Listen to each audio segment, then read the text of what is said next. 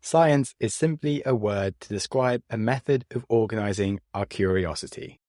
Today, I want to talk to you about success using the principles of science and physics, as I think that physics is one of the most important ways that we can actually think about life. And Elon Musk says that physics is a really good framework for thinking, because using first principles reasoning means that you can boil things down to their fundamental truths and reason up from there, as opposed to trying to reason by analogy.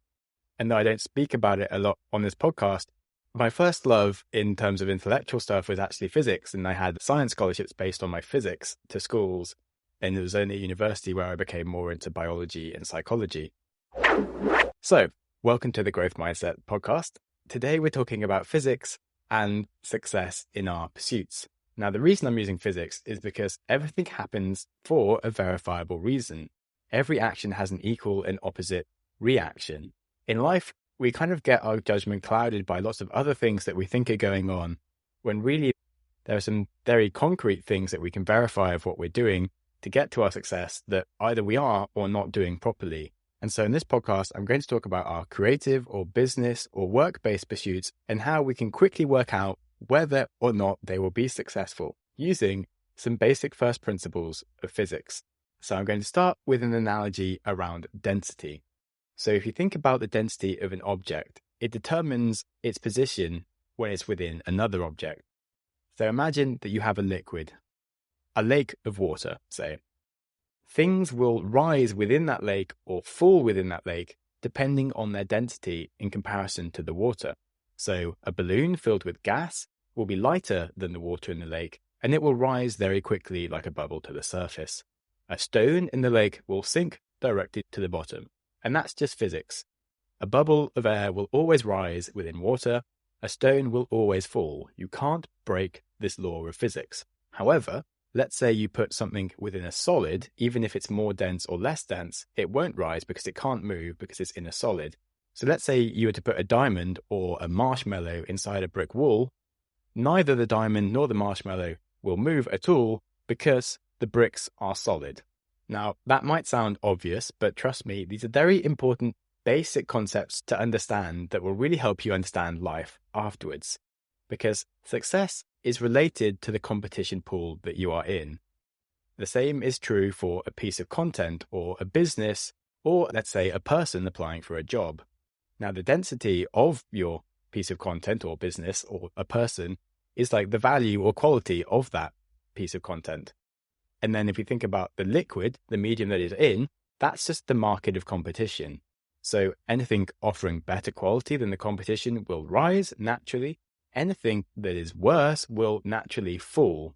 So if you think about a creator on YouTube or Instagram or podcasting, their popularity will go up or down based on if they are better or worse than everything else around them. And again, there are some fixed rules where actually you can't compete and there is no movement. So let's say someone was a really talented fisherman, but he's in a desert. There's no chance for him to show how good a talented fisherman he is because he just can't fish in the desert. So his talent won't move his success an inch. Now, this seems easy to think about, but so many people make businesses or content where they just aren't going to be the best. And they'll find that their effort leads nowhere and they can get confused and I've fallen for this mistake myself. And so we really have to think about how we will stand out. And wise people choose battles that they can win. The more niche you might go with your business or a piece of content, the less competition that you will have to fight against. And you have many options on how to make your content more niche. You could diversify on the topic, the location, the language, the length, the style, or you can just diversify on the depth. So you can actually just go much, much deeper on a topic than everyone's gone before to actually really have a niche of your own. And you can just see this in podcasts like Dan Carlin's Hardcore Histories. He'll do 4-hour massive deep dives into a single topic that just no other podcast creator was creating. And he became one of the most popular history podcasts around just by diversifying on depth. For a business, you can go more niche by changing the industry, the audience. You can bundle things together. You can unbundle things. There's so many options. But whatever you're creating needs to offer something original and unique to stand out, or it has to be a lot better in terms of quality, or a lot cheaper, or something that differentiates it from what else is around there. Otherwise, people won't care about it. And now to go further on this, it really matters around the direct competition that you have. I know people always say that when you do things, you shouldn't obsess about the competition. But if you imagine that you're like quite a good singer and you go to an open mic, if you're surrounded by people that are terrible at singing, you're going to look really good. But if you go to an open mic and Ed Sheeran, Beyonce, and Adele turn up, you're going to look useless and no one will remember your name at all, or that you're even there. And I do agree that you just shouldn't obsess about the competition, and you shouldn't not start things if you aren't necessarily going to do it brilliantly straight away. It's a journey where you will get better and better. But there are some things where if you're expecting success straight away, you will feel really bad if you actually have the wrong approach. Now, you should apply this to anything. So for writing, I write a philosophical blog where I just don't expect anyone to read it because I just enjoy writing it and I'm doing it for myself. But I know there's a lot of people that write philosophical blogs on anywhere, and I just wanted to get better at writing, and it didn't actually matter about the audience. But I've also started writing something that's much easier for me to write, that doesn't necessarily teach me as much, but it just offers something way more unique for the audience. Just breaking down some of the top performing videos on YouTube from creators that just spend like no time putting the video together with like no budget, and just showing people the kind of simple ways that they can break out on YouTube. And that's something that just has a very clear niche and a clear goal for people. And so people want to read it, even though it's actually quite simple for me and less challenging. And so if you're thinking about your writing, how can you bundle it into a perspective that either people really want to read or you'll just really enjoy doing it? It needs to be one of those to be something that you'll keep doing. If you think about trying to apply for a job and the way that you interview, no one's going to hire like the middle candidate of the people that turn up for interview. They hire the best person out of the selection that they have on the day. Now, the important here is the best person of the selection that they have. So you have to just take context of the pool in which you're being compared. And when you do something, you just need to be better than the people you're being compared to, which means just putting extra time into making your CV sound bloody awesome, really thinking about like what those people are looking for in a candidate, if that matches you, and how you can like show that you care about those skills. And that's going to be something that you want to do.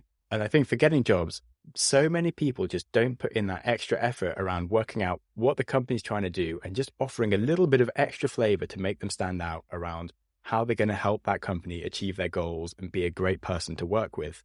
And that just helps you stand out. And now onto the next section of adaptation, because things don't stay the same. Sure, a lake of water is always going to be the same density, but let's talk about podcasts, for example. I started the Growth Mindset podcast when there were no mindset podcasts out there. That meant I didn't have much competition and it was quite easy. But what works today may not work tomorrow. And now there are many podcasts on mindset. To be honest, my podcast used to grow really fast, then it stopped growing, and then it started getting smaller until I started like thinking about what people are really trying to listen to and find, and had to start adapting it to actually suit people's listening. So my podcasts are generally shorter, and they're generally more of me talking on a clear topic as opposed to interviewing people about anything, because there are so many people interviewing people nowadays that you kind of need to be a famous person interviewing another famous person to get your interview listened to. And I'm not very famous. I may as well talk about things that I know about and give a more structured intellectual piece of information that you can learn from than talk to people on average. Or in the same way, if you want to make a pitch deck to raise money, you might look at the Airbnb pitch deck or the Uber pitch deck, but that was 12 years ago, and those pitch decks looked like crap. And today, investors are swimming in pitch decks, and they need a way to filter them. And so they will always want a pitch deck that looks amazing because it's just an easy way for them to filter. If you've ever heard of Laurel and Hardy, they were the original people that did funny dancing, and they had an entire film crew to record a video that wasn't even that brilliant. But now you have TikTok and everyone can do a funny dance, to the point where people don't even do funny dances on TikTok anymore because it's kind of... Now, I'm going to go a little bit further into the solid wall analogy because there's a few extra ideas on this besides the fisherman in the desert example. So like I said, the marshmallow or a diamond inside a fixed wall won't go anywhere, and the density of those objects just make no difference to their position. And your talent could be amazing, but completely wasted in your area. And so if you're a diamond, it's really important to work out where your value belongs as quickly as possible so you can start actually rising. So a great singer in a tiny village might do better to go to Broadway or LA, where there is more competition, but people are actually looking for singers. Because if you're just surrounded by people that like don't even look for talent, they might like you, but they're just never going to share your content or help you grow. It's also important to realize there are games you just can't win. You may well be the best candidate for a job, but if the boss wants to hire their son, you're not going to get the job. That's a fact of life, and you can just move on and aim for a job where you could actually get hired. It's also important to remember that you can't succeed in places where the rules go against you, even if the competition is low. So like some absurd examples, let's say you want to film videos of yourself naked. You're not going to get people on LinkedIn to pay for them. Like, yes, there's plenty of rich people looking for a distraction from their real work, so there's no competition, but it's against the terms of service of LinkedIn. So you still have to go to another service for sharing videos of yourself naked. And you can't make a cannabis shop in the UK because it is simply illegal. And so you still have to go to Amsterdam where there's more competition, or various states in the US, etc. Now, that might seem obvious, but some people do sometimes get some silly ideas for opportunities that turns out are only opportunities because they're illegal. But within that stupidity is sometimes a bit of a genius idea, because you can find some very big opportunities where other people expect walls. And now I know that example sounded absurd, but actually you can sometimes have some very genius ideas in places where people expect to find a wall where they can't move at all. And there's a huge potential to stand out in the places where people conform to one way of doing things, but actually other things can be done. It's something I kind of alluded to in the Opportunity Window podcast a few weeks ago. So like I said, you can't build an OnlyFans style business on LinkedIn. Amaranth, for example, became one of the most successful OnlyFans earners, mainly through using her Twitch account before OnlyFans people started using Twitch as a place to market their assets. And on the subject of LinkedIn, it is a place mostly full of dry business content. And so a combination of like humor and music in a video could really draw people's attention to a job advert or a fundraising idea, because most people on LinkedIn just aren't being original or different. So in general, there can be really big opportunities to stand out in areas where people expect people to conform, and you should dare to be different. Just don't go so far as to be illegal. Now, I have one really important final point to make before I summarize it. Now, this is that you can't grow or kickstart a project just being as good as other people around you. And this is something that people get wrong all the time, because if you start a project and you work really hard to deliver something just as good as what is already there, you will not succeed, because you just can't copy people and expect to get the same results as they are getting already if you're competing for attention or a market share in business or anything, because there's no reason for consumers to give time, attention, or money to an offering over the things that they already have, because they have trust in what they're already using. And so why would they try and find something else if it's actually not going to be any better? And if you think back to the analogy of the lake, like a balloon will go up in a lake, but if you fill a balloon with water that's the same density as the water, it's not going to go anywhere. So if you start a podcast that's just as good as another podcast that's out there, no one's going to listen to that podcast because they have no reason to go and listen to it. So it's not going to grow to be as good as the other podcast that's out there. It's going to stay the same size. And when you start something, that size is nothing. So it's going to stay as nothing. You have to be better than what you might be copying if you want to grow. That's why you have to go into something that is either niche or much better. And this point is just so important, because I get so many people coming to me with their business ideas or their podcast ideas or their YouTube ideas that aren't working. And they'll show me someone else that's doing something similar that is working. They're like, I'm doing everything just as good as this person. Why aren't I working? And I'm like, well, of course you're not working. It's just as good. It's not better. It's not different. It's the same. The audience has already got the thing. They don't need another thing that's the same. Like, you will never go anywhere if you're just as good as what's already there, because you're already too late. You are already after the person that is already there. You have to be different, or you have to be better. And this is a really crushing one to come to terms with, because you could put a lot of time into making something that is really good, but it just isn't better. And you just think that you should be able to get the same results by doing something as good, but you won't. So, in conclusion, context is everything. You shouldn't overanalyze competition in terms of stopping you from doing something, but you should be aware of the success that you will get from doing it.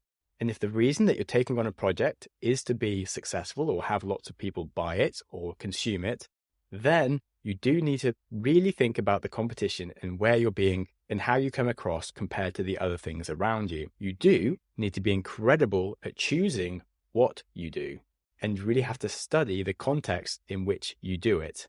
If you can find an area where you are better than your surroundings, you will always succeed. That can be by finding unusual surroundings or competing against the surroundings that already exist. Now, water will always push a bubble of air to the surface.